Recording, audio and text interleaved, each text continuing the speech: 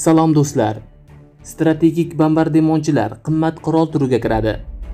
Ayrim mamlakatlarining hattoki ushbu jangovar vositani sotib olishga ham qurbi yetmasligi mumkin. Bu turdagi samolyotlarni ishlab chiqarish uchun esa katta salohiyat va moddiy jihatdan sanoatlashgan baza bo'lishi lozim. Hozirgi kunda Amerika va Rossiya bunday qurollarga juda boy. Biroz vaqt o'tib, ular safiga Xitoyning ham qo'shilish ehtimoli bor. Chunki xitoylik mutaxassislar bu turdagi qurol ustida faol ish olib borishmoqda. Eng kuchli bombardimonchilar qaysi? Bu haqidagi tortishuvlar hali hamon davom etib kelmoqda. Ba'zilar Amerikaning mashhur bombardimonchilari Rossiyaning nusxasi deb ta'kidlashadi. Ba'zilar esa aksincha, Rossiyaning bombardimonchilari Amerikadan nusxa olingan deb aytishadi. Demak, kim haq? Qaysi bombardimonchi samolyotlar eng zo'ri? Bugungi videoyimizda hozirgi davrning zamonaviy bombardimonchilarining turli ko'rinishdagi eng kuchli variantlari bilan sizni tanishtirib o'tamiz. Demak, tayyor bo'lsangiz, boshladik.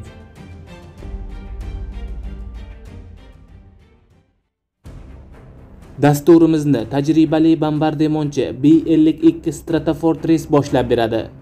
B-52 Stratofortress strategik bombardimonchi samolyoti 1955-yilda foydalanishga topshirilgan va 2040-yilga qadar Amerika havo kuchlarining uzoq masofaga uchadigan asosiy samolyoti bo'lib xizmat qiladi. Amerika bazalarida ushbu bombardimonchi 70 tani tashkil qiladi. Jangovar radiusi 7000 kilometrdan ortiq. Tezligi esa soatiga 950 kilometr. Bombardimonchilarning har biri 31,5 tonna turli qurollar, jumladan yuqori aniqlikka ega bomba va raketalarni olib yuradi.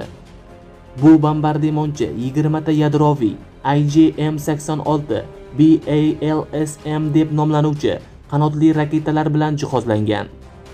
Ushbu raketalarning 1200 kilometr masofagacha ucha oladigan yadroviy bo'lmagan modifikatsiyalari ham mavjud. IJM raketalari hujum qilganida dushmanning mudofaa kuchlari uni aniqlab yo'q qilishidan oldin katta ehtimol bilan u nishonlarga zarba bera oladi va shu jihati bilan munosib raqobatchi bo'la oladi.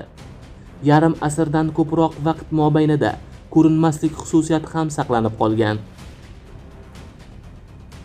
Universal Tu-22 bombardimonchisi, Supersonic Tu-22M3 bombardimonchisi Rossiya tomonidan ishlab chiqarilgan. Quruqlik va dengiz harbiy operatsiyalaridagi jangovar topshiriqlarni bajarish uchun mo'ljallangan. Samolyotlar raketa va bombalar orqali ko'chma va stansionar, yakka va mintaqaviy nishonlarni ura olishi mumkin. Tezligi soatiga 1050 kilometr. Uchish masofasi 6800 kilometr. 12 ta bomba va raketalarni bortiga sig'dira oladi. Rossiyaning aerokosmik kuchlari safida 61 dona mavjud.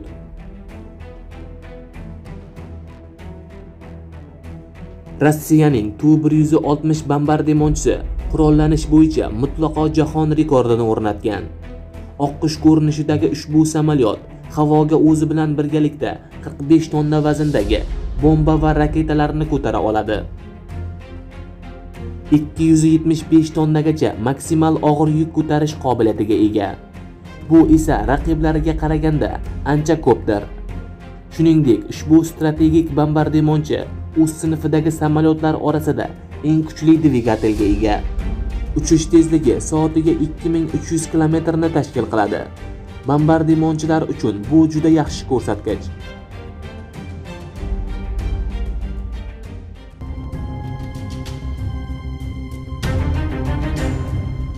Eng ko'rinmas va dunyodagi eng qimmat bombardimonchi.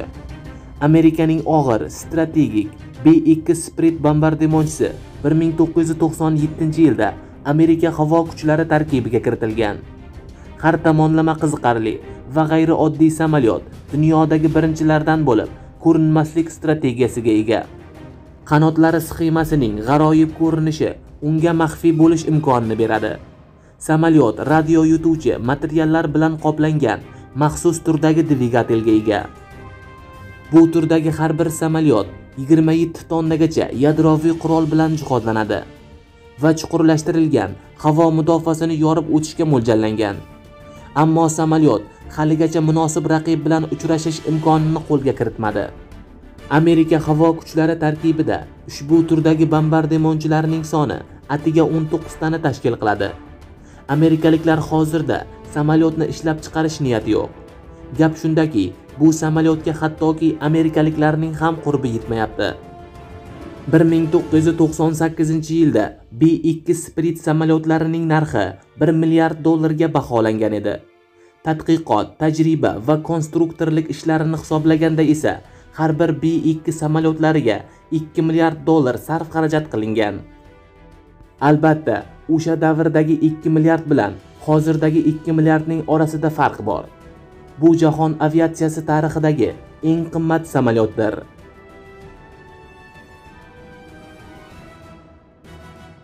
Amerika Qo'shma Shtatlarining B-1 B Lancer samolyoti. Amerikaning ovozdan tez B-1 B Lancer bombardimonchisi Tu-160 ga o'xshab ketadi. B-1 A Lancer bombardimonchilarining ishlab chiqarilishi to'xtatilganidan keyin uning yangi B-1 B Lancer modifikatsiyasi yaratildi. Samolyot u qadar katta tezlikka ega emas, ammo yer usti atrofida o'ta past balandliklarda ucha olish qobiliyatiga ega. Bu yondashuv dushmanning havo hujumidan mudofaa tizimlarini yorib o'tish uchun juda samaralidir. Bu samolyotga yadroviy qurollar o'rnatilmagan. Ular odatda oddiy qurollarning tashuvchisiga aylantirilgan. Biroq zarur bo'lganida uni yana yadroviy qurol tashuvchisiga aylantirish mumkin. Shuning uchun ham ushbu samolyot bugungi ro'yxatimizga kiritildi. F-15A Strike Eagle. Qarshingizda Amerika Qo'shma Shtatlarining 2 o'rindiqli qiruvchi bombardimonchi samolyoti. Havo maydonini qo'riqlash va quruqlikdagi qo'shinlarni qoplash uchun mo'ljallangan. Kelgusi 10 yillikda Amerika havo kuchlarining havo ustunligini zabt etuvchi asosiy jangovar uchuvchi vositasi sifatida xizmat qiladi. Maksimal tezligi soatiga 3000 km. Aynan shu qiruvchi bombardimonchi birinchilar qatorida Amerika havo kuchlarining yangi B-61-12 termoyadroviy bombasiga ega bo'ladi.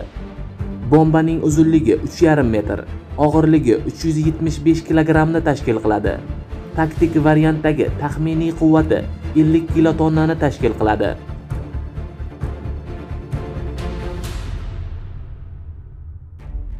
Qaysi davlatning bombardimonchi samolyotlari eng zo'ri deb o'ylaysiz? Fikringizni izohlarda yozib qoldiring. Bugungi videoyimiz sizga ma'qul bo'ldi deb umid qilaman. Videoyimizni baholashni va kanalimizga obuna bo'lishni unutmang. Yana ko'rishguncha